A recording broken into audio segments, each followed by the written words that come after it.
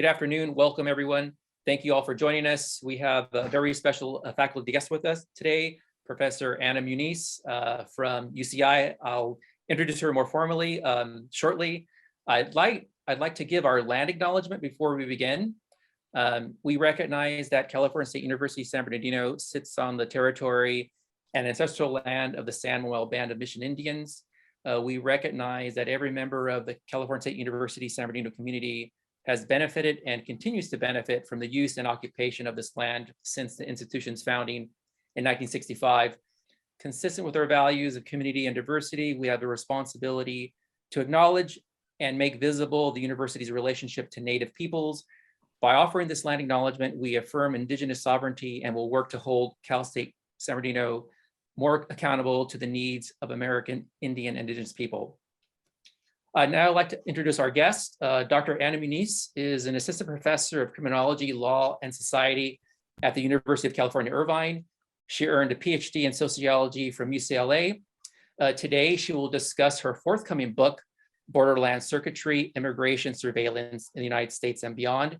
And we'll put a link to the book in the chat, a link to the excerpt of the book. Dr. Muñiz is the author of Police, Power, and the Production of Racial Boundaries.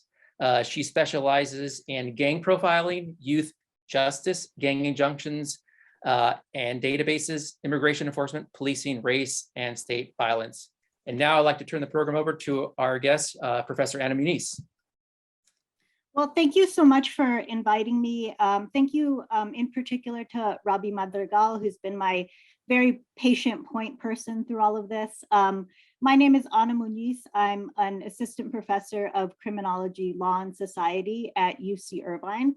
I have a new book coming out in June, as Robbie mentioned, and I'll be presenting a small part of it today. Mary had asked me before I start to sort of talk about how I got to the position I've gotten into. And it was not a straight path. I'm always really impressed by my undergraduate students at UC Irvine, and particularly ones who come to me even when they're sophomores and juniors, and they're already thinking about internships, they're already thinking about graduate schools, they're already thinking about their path. And I don't feel like I had much of that vision. I grew up in Tucson, Arizona. Neither of my parents went to college. I went to the University of Arizona, which was my local university in Tucson. I got a high enough GPA in high school that I qualified for the scholarship that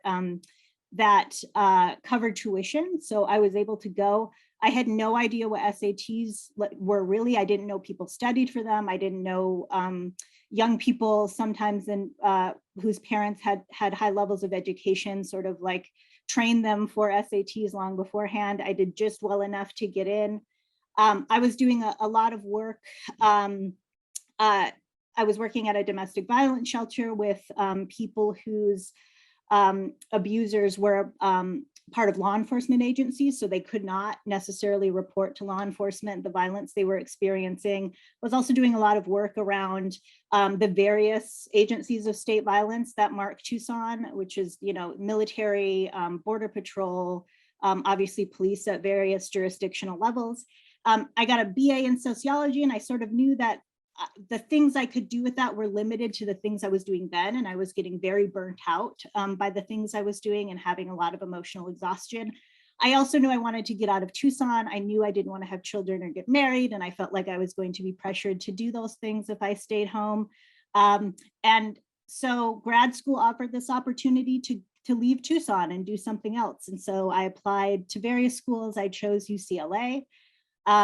I graduated with my PhD and did not go into academia. Instead, I helped start a youth research center in South LA that trained formerly incarcerated youth to do research on the systems that lock them up, and then to turn those research results into art and policy and litigation. And then eventually took the position at UCI, went back on the academic job market for very similar reasons that I initially went to grad school, just sort of burnout from what I was doing. And took the position at UCI as an assistant professor in 2016. So again, just sort of following my passions and what I wanted to do, but I definitely wasn't a straight line. I wasn't one of these amazing students I see who from an undergraduate, from the level of an undergraduate knows maybe they want to become a professor and then strings together how to do that. But happy to answer more about things like graduate school or academia, and also happy if people want to email me, I'm happy to set up meetings or get via email, just talk to students about those things. So now I'm going to go into my talk. I have a talk that I think will hit about 25 minutes. There's also a part we can end on beforehand if it's going too long. So I will share my screen with you.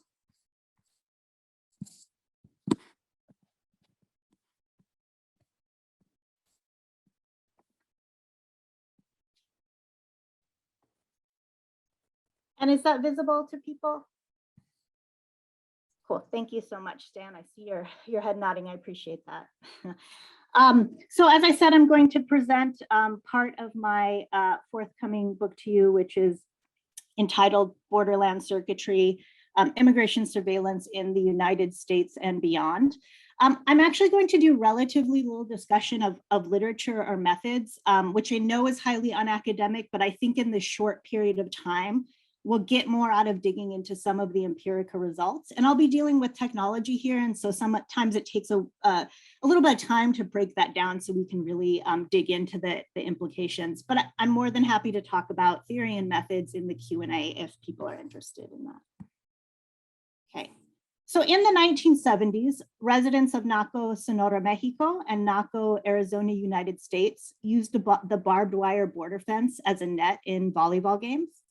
Whoever lost had to host a party on their side of the border. And so the winning team would slip through holes cut in the fencing to enjoy a beer with brothers and sisters on the other side.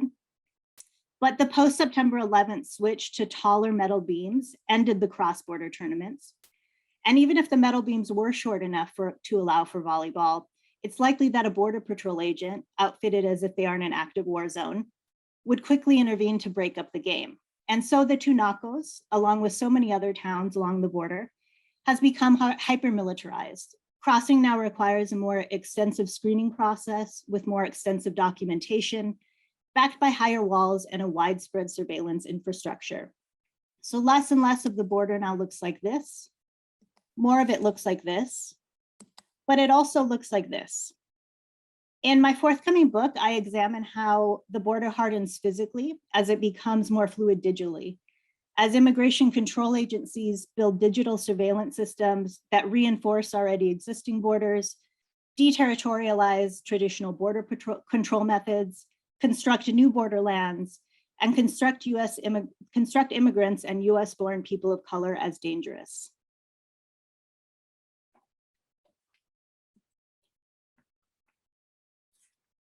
So I cover three main points that constitute the dynamic of borderland circuitry.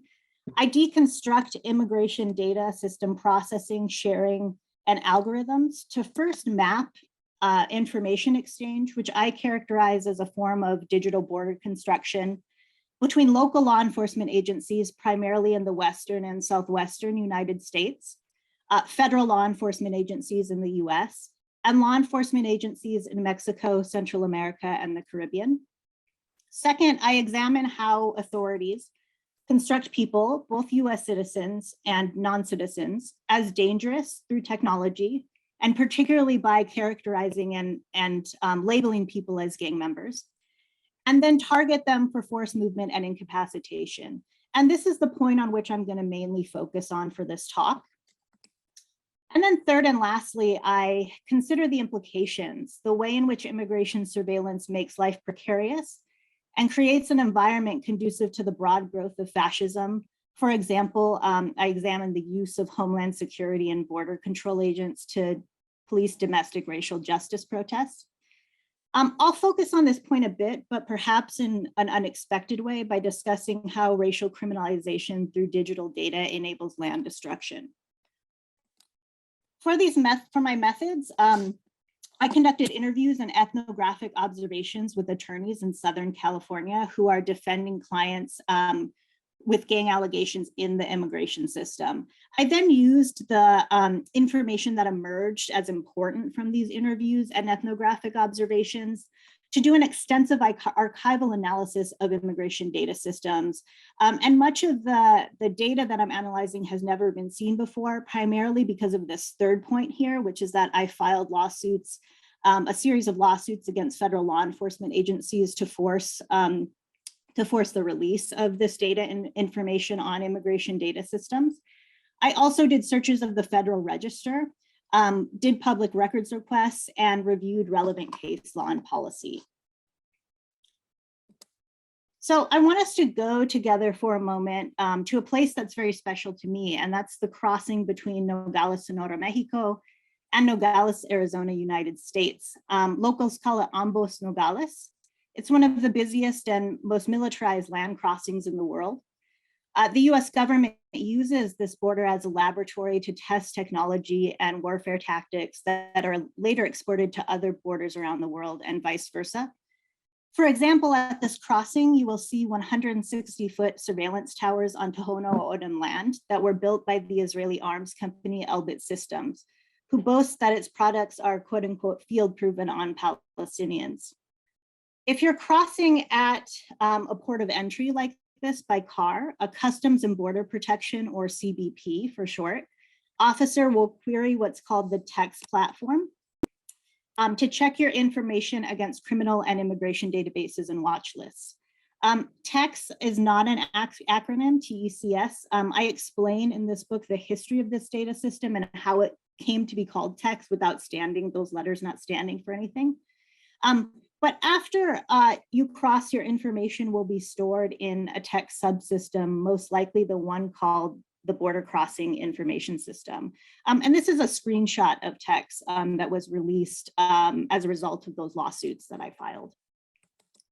So TEX is a huge, broad system that, according to the Department of Homeland Security, contains every possible type of information from a variety of federal, state, and local sources, which contributes to effective law enforcement, including people who cross the border, both in an unauthorized and authorized capacity. It also includes information on violators, suspected violators, and victims of violations of federal laws, including those pertaining to immigration, tax, or drug violations, individuals detained by CBP and those who CBP considers to pose a potential threat to the US, and much more. So notice here that TEX includes information on both citizens and non-citizens, and these wide variety of people. And that is a trend in contemporary databases, which is the consolidation of information that was previously separate. So TEX is a mammoth data repository, a place to store information that has been collected from people directly by CBP officers, or information that authorities have pulled into TEX from other data systems. And that's called secondary information collection, when that information is pulled into a database from another database rather than collected directly from a person. So as a side note, in the book, I trace how TEX feeds into the CalGang database, and then how the CalGang database feeds into all these local and federal databases. And so that's the map on the left side of the screen. And then on the right side, I trace how these gang allegations are then shared with the governments of other countries once people are deported. And it adds up to these regional circuits of information flow between the US, Mexico, Central America, and the Caribbean. And so this looks a little overwhelming here, but I spend a good part of the book taking each of these pieces apart piece by piece to track how this information is flowing most frequently. But back to Nogales. Increasingly, immigration enforcement's mission relies on surveillance, on the knowledge of who and where people are, where they have been, and where they're going. Control depends on knowing detailed information about people in order to categorize them in ways that render them conceptually foreign and dangerous, making them eligible for multiple modes of detention, violation, and forced transport. So for now, we'll leave the borderlands, but we'll return here because politicians and pundits have made use of digital data to slowly destroy this space. So now I'll turn to a man named Jose Velasaca. Jose had lived in New York City for over a decade when he was arrested by ICE's New York field office on January 30th, 2020. He was then transferred to the Orange County Correctional Facility in the Southern District of New York, not to be confused with Orange County, California. Once here, he was ordered detained without bond. A couple of months after his arrest, Jose became one of the lead plaintiffs in a case entitled Velasaca v. Wolf et al. Wolf being Chad Wolf, the then acting US Secretary of Homeland Security under Trump.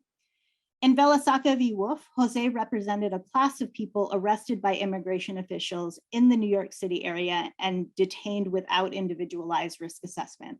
So when people are detained in the immigration system, they're supposed to be given what's called the risk classification assessment. And it's an individual risk assessment tool. And the purpose of this tool is to evaluate the public safety and flight risk posed by an apprehended immigrant. Risk assessment tools like this became particularly pronounced in the immigration system as a result of the Obama administration's directive to prioritize immigrants for enforcement according to public safety risks. So this was part of those initiatives like the Felons Not Families initiative. And at this point, risk assessment tools that had been developed and already in use in the criminal justice system were imported into the immigration enforcement system. And ICE justifies the mass detention of immigrants, including Jose, by claiming that they're, according to this risk assessment, a flight or safety risk, and therefore they can't be granted release to await their hearing date. The risk classification assessment was deployed nationwide first in 2013, and it automates decisions as to whether a non-citizen should either be detained, released on bond, or subject to an alternatives to detention program pending the adjudication of their case. In the case that continued custody is recommended, the risk classification assessment then recommends a detention custody classification or security level of low, medium, high, medium, or high. So it does two things. It recommends if someone should be detained or not, and if they're detained, what security level they should be held at. So there are two main inputs into the risk classification assessment. First, it pulls information from the text data system that we just reviewed that CBP officers access, for example, when you cross the border, but also access it for a lot of other things. The risk classification assessment also pulls in information from other databases that I go into in the book, but don't have time to go into here. And an ICE officer will also interview someone as part of the risk classification assessment, asking them as many as 178 questions. And this is a screenshot of one tab of the risk classification assessment.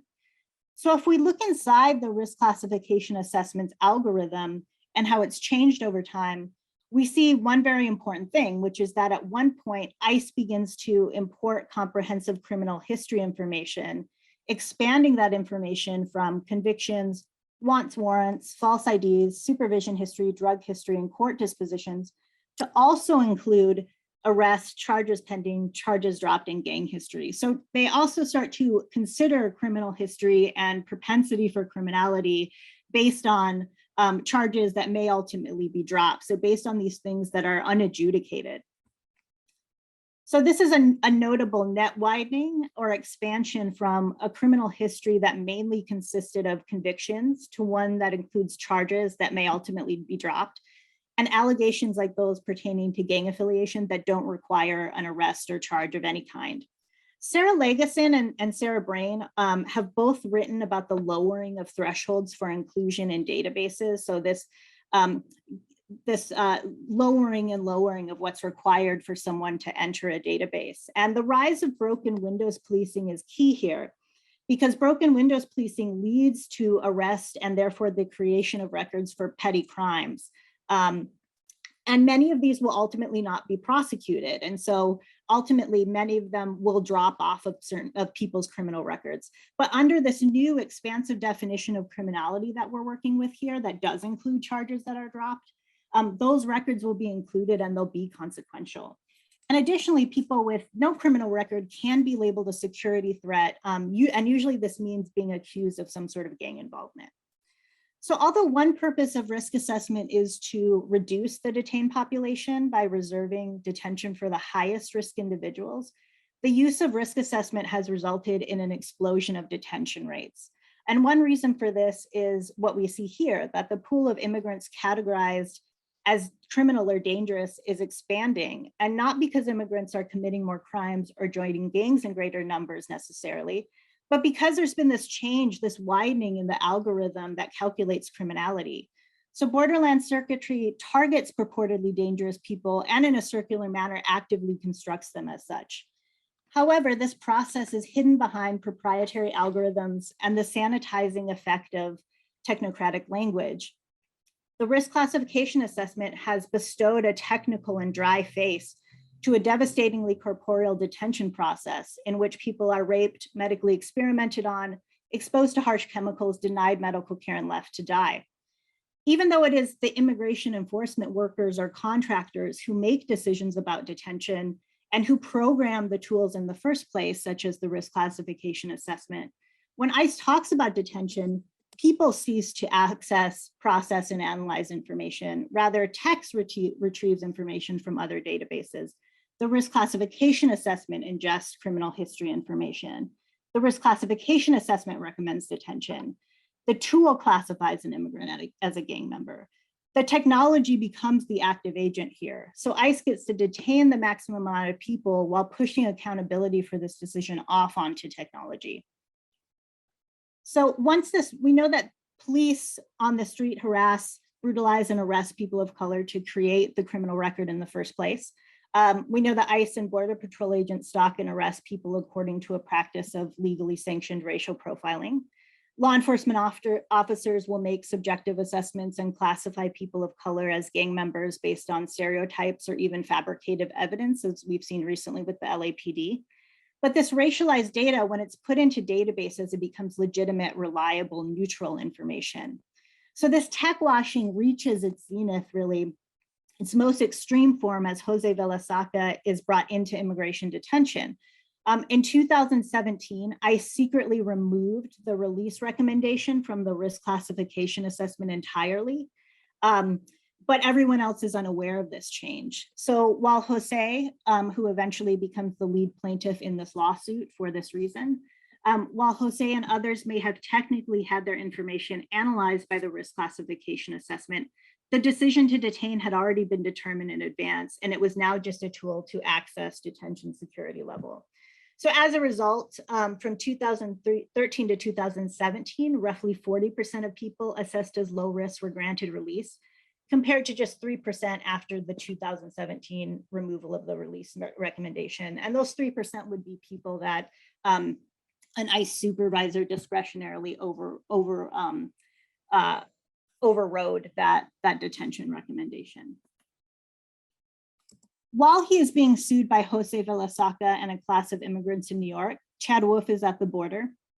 A United States attorney for the Southern District of New York represents him in the Velasaca v. Wolf case so that he can be in the desert. He poses for photos in a bulletproof vest and then jumps on an ATV and revs the engine as he races along the border. When he's done riding his ATV, Wolf will meet with some of the border security contractors who contribute millions of dollars to congressional campaigns, and in return get contracts to militarize the US-Mexico border. He will tour border wall construction and see how contractors extract millions of gallons of groundwater near sacred Quito Baquito Springs and use it to mix concrete for the wall, between 1.7 and 3.7 million gallons for every 5 miles of wall. You will see how the saguaros are being dynamited to make room for the wall. The saguaros look odd because drought has made them erupt in unprecedented side blooms. Saguaros usually bloom white flowers on their crowns, but distress has caused them to reactivate older budding sites further down their trunks. In response, hydrologists desperately pump dry rivers with reclaimed water in an attempt to resuscitate the underground aquifers. Politicians keep showing up in the borderlands, but it remains Martian to them. This place holds none of their love stories, so they only know how to break it. While on the border, Wolf announces a quote unquote exciting plan to go after the gangs that he claims fuel the flow of immigrants, weapons, and drugs across the southern border. He'll claim that the wall and the militarization of the border is necessary because the rates of quote unquote criminal aliens and alleged gang members are skyrocketing. To support his claim, he'll pull out the data collected through such tools as the risk classification assessment. But we know, because we've looked inside the algorithm, that what has actually occurred is an expansion in how immigrants are categorized as criminal.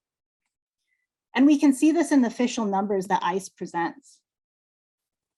So according to ICE's 2018 Enforcement and Removal Operations Report, compared to 2017, arrests of convicted criminals remained relatively level, and yet administrative arrests with pending criminal charges increased by 48%. This continues the upward trend seen in 2017, where arrests with pending charges increased by 255% over 2016. And ICE also reported that removals of known and suspected gang members increased by 162% in 2017, more than doubling from the previous year. So we see that there is this marked expansion in who ICE is targeting, to people with pending charges, to people with allegations like gang membership that don't require an arrest or a charge, and therefore this expansion in who is being portrayed as criminal and dangerous. So ICE the language around this too has changed, sort of subtly. So ICE now lumps together immigrants with pending criminal charges and those with convictions and calls them collectively aliens with criminal histories, or aliens who demonstrate criminality. And this represents a departure from previous reports in which they refer to two categories just of non-criminal and criminal aliens. And criminal alien is defined as an alien with a known criminal conviction. So when the Trump administration comes to power, all of this machinery is in place. They simply access it and perform the data in a particular way, particularly to deploy the specter of violent cross-border criminals and gang members to justify the destruction of land for border militarization. Speaking specifically to the surveillance of Blackness, Simone Brown argues that the spectacle and insidious discipline are both instrumental in racialized surveillance. And this dynamic is visible on the border and beyond, as the spectacular visibility of the wall, the guns, and the brutality works in concert with the invisible circuitry that spreads far and wide.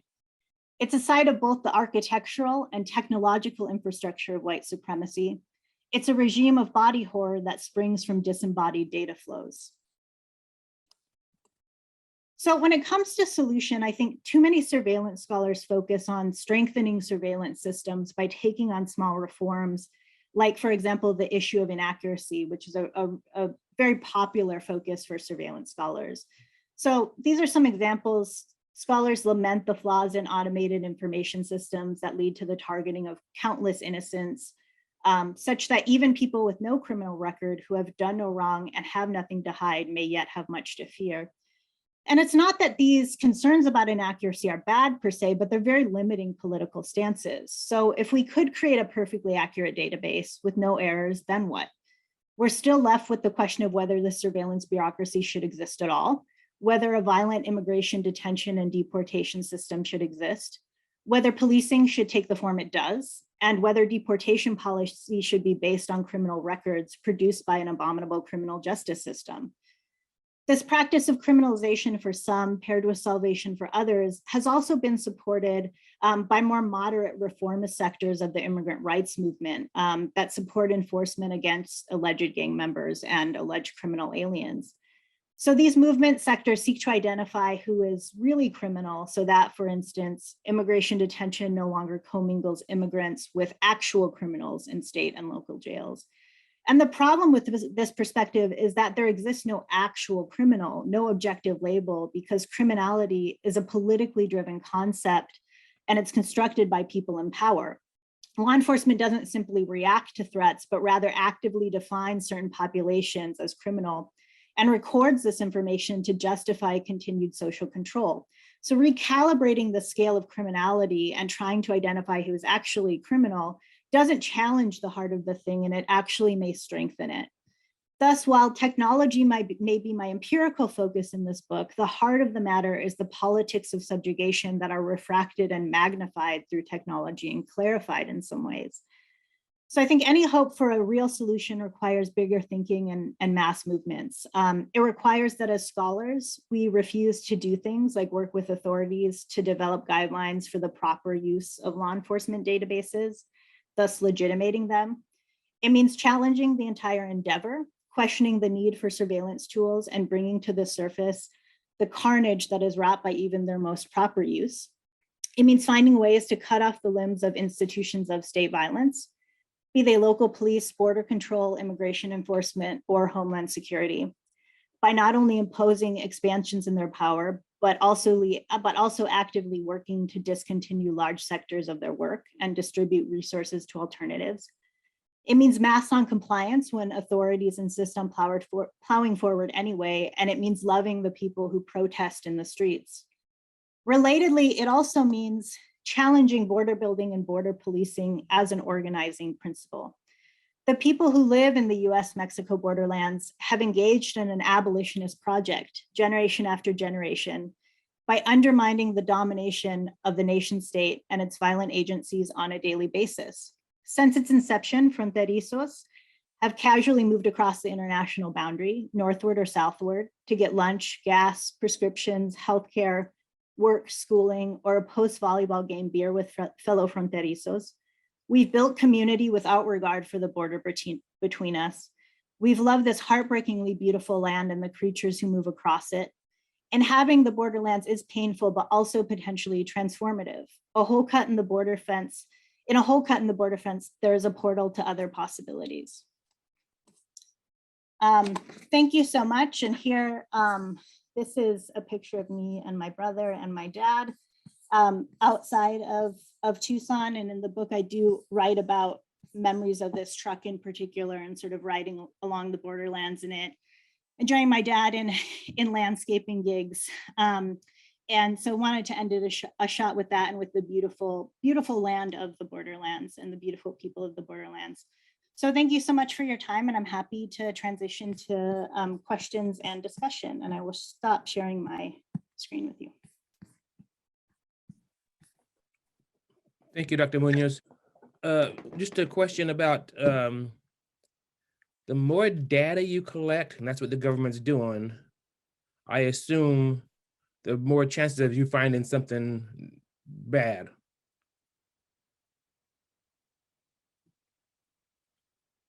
You're muted. You're muted. Yeah, so more data collection, right, offers more opportunities to use information to construct people as dangerous or criminal. And there's been, again, Christian Parenti has written about this, Sarah Brain has written about this, that there is this increasing one pattern of law enforcement behavior around surveillance over the past few decades has been this incentivizing to collect information. So to collect information that's not directly related to an investigation, that doesn't have a specific purpose, but this idea that the mass collection of information is good in itself. So Christian Parenti likens law enforcement in this way as having like a drug addiction, like they have an information addiction. And Sarah Brain has written about how LAPD officers in particular are incentivized to just get people in the system, just get information, get people in the system. So I write in the book, this includes this switch in these database guidelines that allows law enforcement to collect information on people who are just encountered in the field or who just may be at a site where they're doing an investigation. So there's increasingly this, you're exactly right, that collecting more information, allows for this categorization as dangerous, and the government and law enforcement agencies just see the collection of information as good. So a lot of times when contractors will pitch software to law enforcement agencies or to the government, what they're pitching is software that is going to make sense of this data. So a challenge for law enforcement agencies and for government agencies who have lots of information is what to do with that information. And so much of the surveillance technology space, that's the way it's going, is just trying to figure out how to effectively process and use this massive information that's been collected. But when you're dealing with immigrants or illegals, that information does lots of damage. Yes, so when it comes to putting undocumented people at risk, the sort of mass collection of information, and also the collection of information, not just from law enforcement agencies, right? But I touched on in the beginning this consolidation of information that used to be separate, which again, surveillance scholars like Gary Marks and David Lyon and Sarah Brain have written about, which is that they're accessing information not just from law enforcement agencies, but from healthcare centers, from schools, from the DMV. So when it comes to undocumented people and the vulnerability of undocumented people to be identified and to have a law enforcement encounter, the collection of this information from a variety of spaces and its consolidation does put people at risk, because now doing relatively mundane things like registering for school or registering information at the DMV, this now becomes a really high risk behavior for people who are undocumented. And some states have where prisoners work, the work, I'm not sure what they call it, where they put the prisoners to work in the community and so on and so on. And so it used to be where they would get you with the numbers and the figures and they would deport you. But now they want you in the prisons to go to work for them. Have you seen that at all? Yeah, well, there's just different, there's been this great abundance of work done since the early 2000s on the idea of crimmigration, which is the increasing intersection of the criminal and immigration systems. And so what we see with that is the reduction of what was called catch and release. So programs that if an undocumented person was apprehended, that they, if they agreed to essentially like self-deport, then they wouldn't be detained. But now we have this expansion of detention, and we also have this, because of the 1996 immigration law and other immigration laws since, we have this increase in the criminalization of immigration. And that takes the form, what you're speaking of putting people into the prison pipeline. Prosecuting people in a way that results in them serving prison sentences before they're deported. So this is more and more common, where people have to go in and serve a prison sentence and then they will be deported, which is something that has not been practiced as widely as it is now. Really the past 20 years has been this explosion in this type of criminal punishment for immigration violations. Thank you, Dr. Muñiz. I was just wondering, we've had a number of topics over 2 years, obviously, with this project that we're doing. And something that's always come up is pretext and probable cause, pretext stops and probable cause. And I recall a few years ago when the new Arizona immigration law, for want of a better term, came out, and they talked about not needing probable cause, or they quoted police officers as saying, yeah, we know they're illegal, and that's the term they use. We know they're illegal because of the shoes they're wearing, or because of the car they're driving. And I'm wondering, has that all gone out the window since these new tougher guidelines have been issued by Arizona and probably other states too? Mm-hmm. Are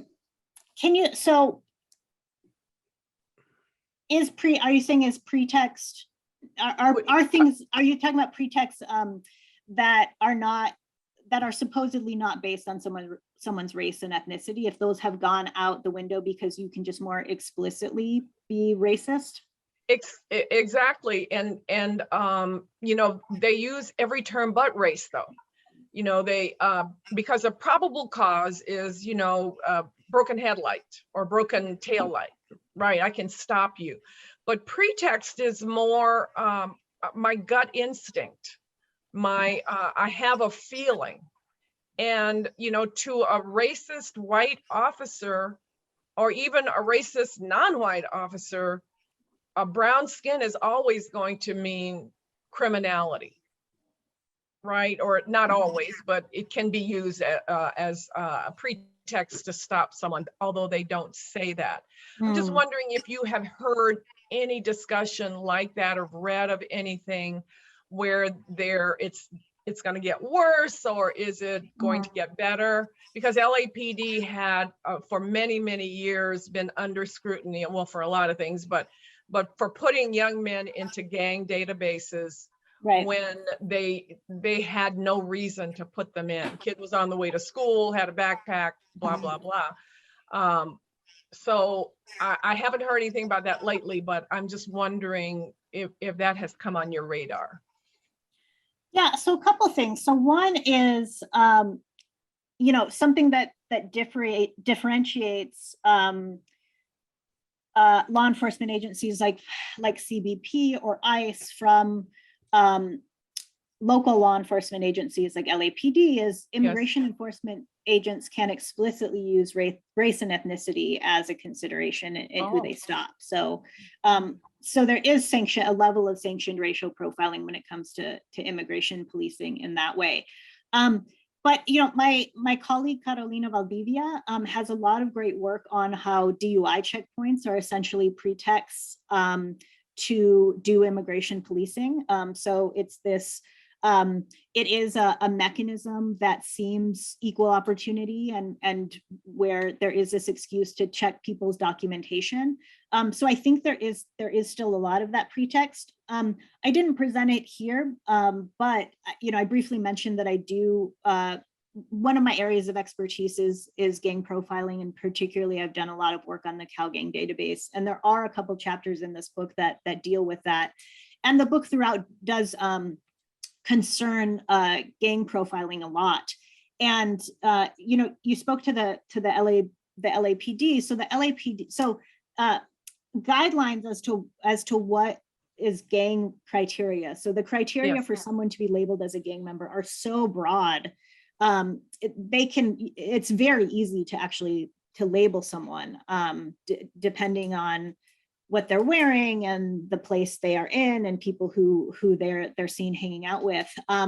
So a year ago, maybe a couple years ago, I've lost all sense of time with quarantine, but there was this big story, right, that it was discovered. So there's been certain reforms and controls placed on the Cal Gang database. One is the requirement that when minors are added to the database, the law enforcement agency must send a letter to their parent or guardian informing them that their child has been added to the Cal Gang database and giving them an opportunity to contest that.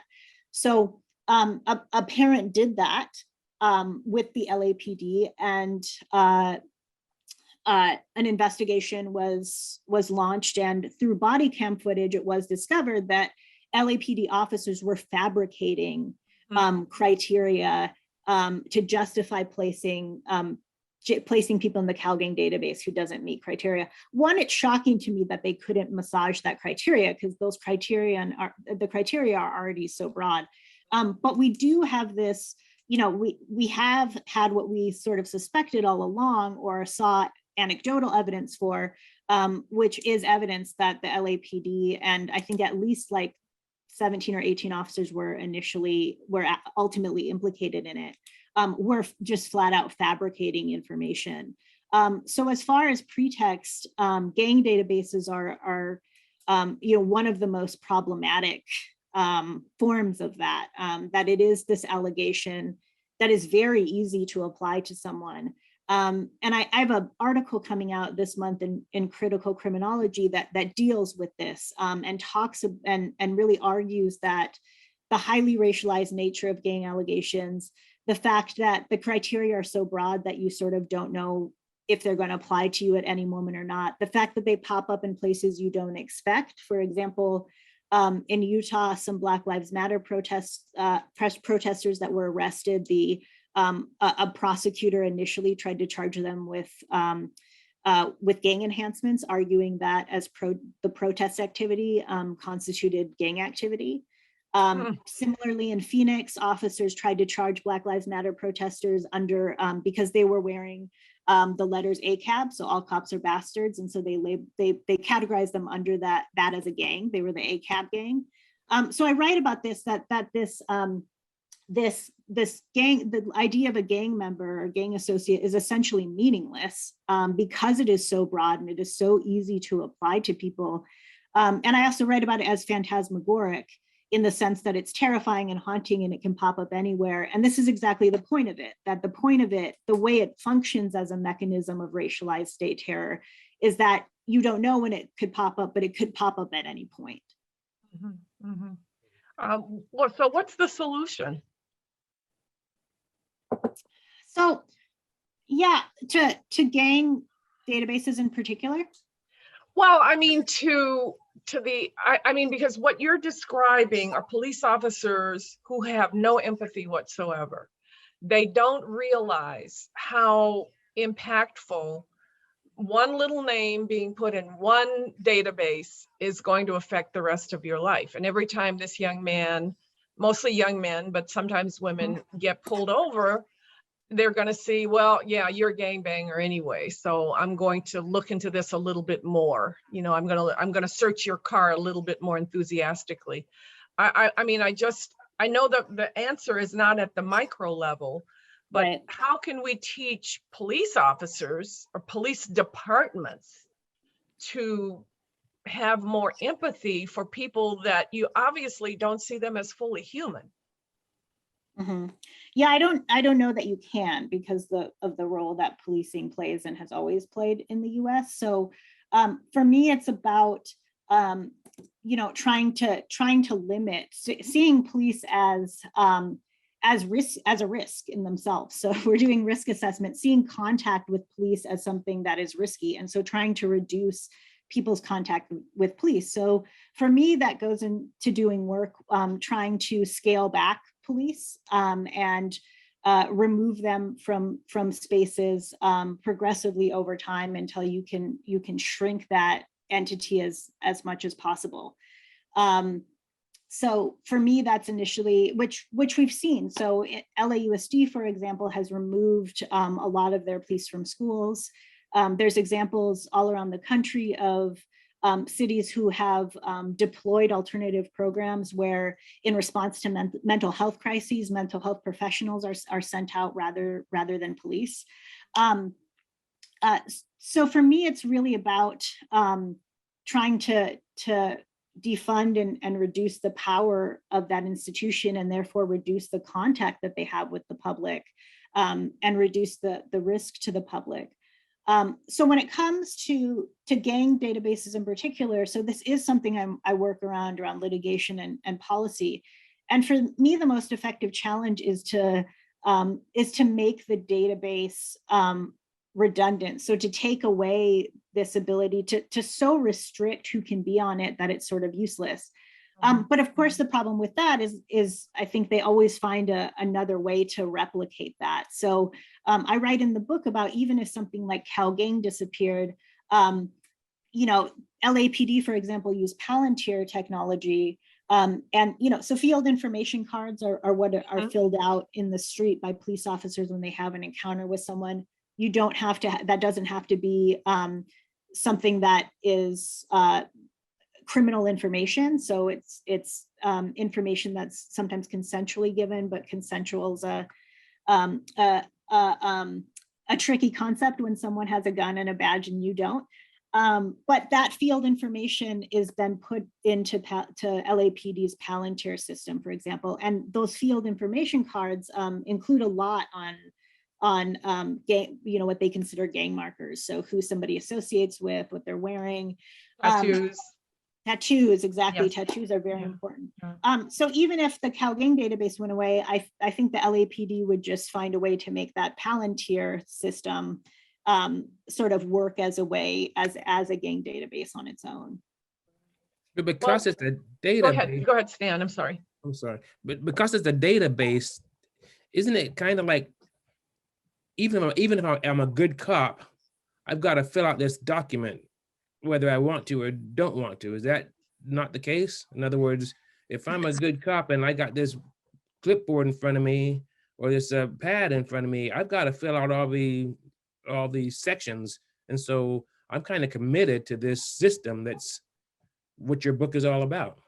Yeah, so I mean, that's great. We're just taking it from this individual level to a structural level, right? So we can think about like whether or not this cop is a good person. They're working within this structure, right, where there are certain incentives and certain requirements. And so to speak directly to that, to specify it in this LAPD investigation, when it was uncovered that officers were fabricating information in order to enter people into the database, a whistleblower came out and said that they were, there was a quota on how many field information cards they were expected to fill out every day.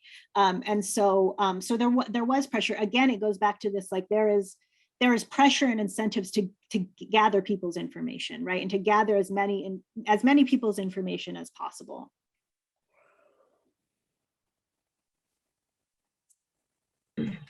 The last thing I'll say, because I think I'm just talking too much here, but I had so many questions. You talked about how there is actually, how race can be a factor in questioning an individual. So does that mean every brown person in Arizona and in the Southwest, are they subject to being stopped and interrogated? So that would apply if they're, within the jurisdiction of those agencies. So one thing to keep in mind that most people don't realize is, for example, the Border Patrol's jurisdiction goes in that 100-mile zone all around the United States. Mm-hmm. So I'm in LA, we're in that 100-mile border zone. I think all of Chicago is in that 100. A bunch of big cities are in that 100-mile border zone. But yes, Jennifer Chacon has done a lot of great writing about this, about both about gang profiling in the immigration system, but also about she's a legal scholar, so can really speak to the legality of this more, about the discretion to use race and ethnicity as a factor in stops. Right. The only, and I promise, very last thing, and then Stan can read this beautiful comment that one of the people in our audience, but just a comment about the fact that there are 500,000 Irish undocumented people in the United States, 500,000. And yet, and one of those was my husband's cousin, who is from Ireland, County Roscommon, and she never got stopped once, and she was here undocumented for 3 or 4 years. So I think that puts into stark relief how, there's white privilege. If you're from Ireland, if you're from Canada, and there's a number of Canadians who are here undocumented also. So I guess my point to bring home everything that we've said is that it's it sounds naive, but it's an extremely unfair system, because white people get much more privilege than people who are not white when it comes to obviously everything, but certainly immigration. Yeah, and I found in the book to sort of frame as a theoretical framework, I rely heavily on Kunal Parker's work. So he has this great work around making foreigners. So this idea that foreignization is not something that comes from a territorial outside. It is a political process, right? It is a political action to render someone foreign. And so whether or not someone's a citizen, you make them foreign, right, based on certain racial characteristics. And then also people who are born within the territorial US, people who are US citizens, can be made foreign conceptually and legally based on racialization. So this has happened with indigenous communities that were labeled by the early US government as essentially internal foreigners, right? And this allowed them to engage in forced transport and confinement to reservations. So we see this in explicit ways, and then we also see this in maybe less obvious ways all the time. But one big example of this is reducing people's citizenship substantively towards with felon restrictions on voting rights, right?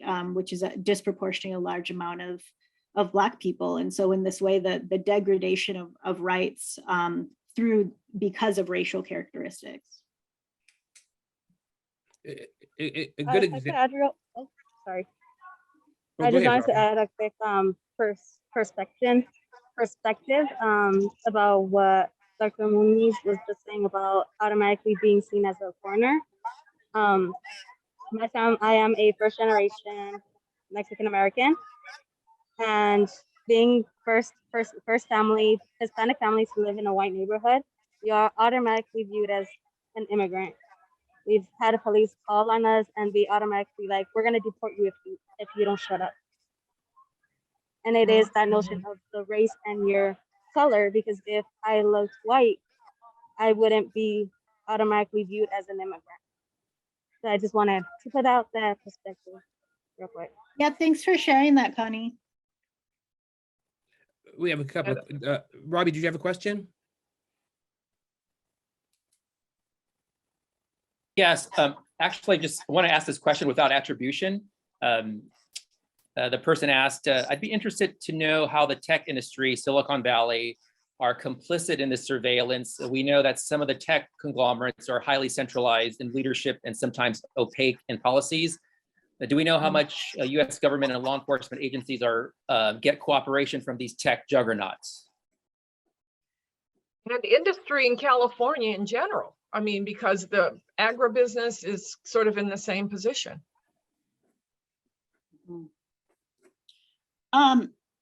Well, so there's sort of two issues there. So one is the tech companies that explicitly seek contracts, right, for this kind of work. And so, you know, the government will put out RFPs for, you know, they'll put on an RFP that they're looking for a tech contractor to process 500,000 people a day and triangulate information on them by scraping things from other public websites or something, and then those tech companies will make their bids. And it is quite common for tech companies also to proactively sort of show new technology to law enforcement agencies and government agencies. And then we know that government officials and are always at these tech conferences where tech companies are showing off their new technology.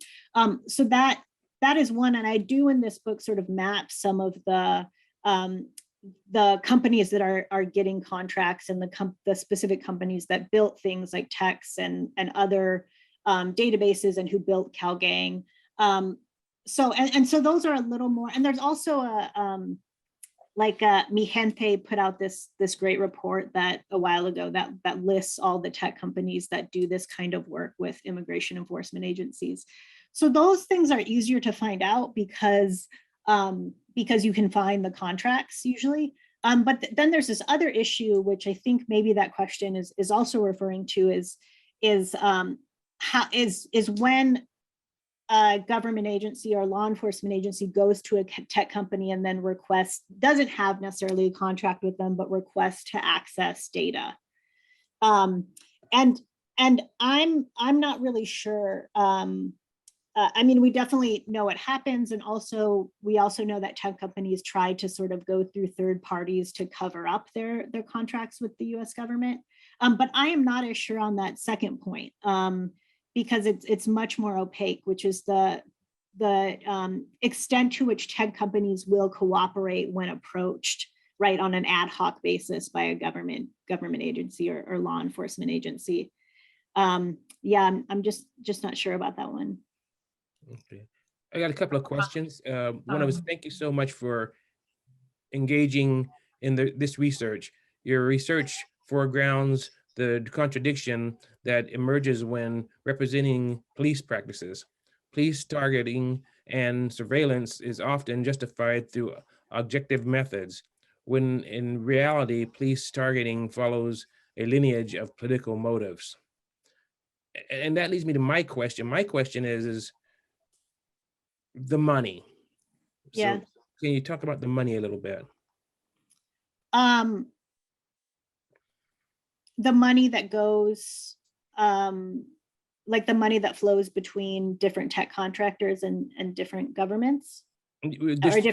Just usually when you are dealing with numbers and all these things, there's always either political or financial gain. Yeah. And so I know there's got to be some financial gain, like you said, in the contracts. Mm, Follow the money. Yeah, follow the money, locking people up or deporting, because then you got a contract with a bus company. Yeah. Yeah, and there's sort of like in the book, I sort of write about them as like the Russian dolls that you open one and there's another one and there's another one. So when it comes to like deportation in particular, there's, a company like a airline company that gets contracted to do deportation flights, and then they subcontract for the pilots, they subcontract for the flight attendants, for all these other things. But I think, in particular in the part I talked about in the talk I just gave is and Todd Miller, who's a great journalist who writes on this, has written about this extensively, this revolving door between politicians and border militarization contractors. So the fact that the heads of these border militarization corporations will give millions of dollars to campaigns, and then will also, get contracts later on to do things like build a border wall or put surveillance towers in along the border. And then also, when people leave government, often they will, they'll go to these agencies, right? And to these corporations, these corporations that specialize in border militarization. So there's definitely a lot of money flowing and people flowing also between these positions in government and then positions within corporations that make those ties even closer. It's all part of the prison industrial complex, because all of these private prisons and private companies. I just needed to ask you. You mentioned Valdivia. Yeah, Carolina Valdivia. What's the first name? Carolina, Carolina. Yeah. And she does work on pretext stops. That's part of the work Okay. She's done. Yeah. Fantastic. Sort of the geographies of risk that undocumented people face, and one of those is definitely DUI checkpoints. And does really fascinating work about how things like the cones that you see put up for DUI checkpoints start to become these symbols of that like trigger people. Mm-hmm. So these sort of mundane objects will start to become like laced with fear. Okay. Do you happen to know offhand where she works? Oh, she's our new assistant professor. So she's at she's at UCI then. Then put in a good word for us, because we'll be contacting her. Yeah, I definitely will. Yeah, she's fascinating work. Fascinating work. And thank you so much for being with us today. You have been fantastic. You have opened our eyes. I think we had over 100 people listening in, and we think they learned a lot. Thank you so much for having me. It was a real pleasure. So much. You're quite welcome. Yeah. And thanks to Robbie for turning us toward you. It was just wonderful. Wonderful. Thank you. Thank you. So I guess we'll sign off now. Have a great weekend, everyone. Or it's not quite the weekend yet, but before you go, what's the name of your book again? It's Wishful Thinking. It's called Borderland Circuitry, Immigration Surveillance in the United States and Beyond. I think a link was put up and some information was put up in the chat. Jeremy has a lot of stuff in the chat. Thank you, Dr. Muñoz. Well, thank you very much, Anna. We'll talk soon, and be sure and put in a good word for us. Okay, thank you. Bye-bye.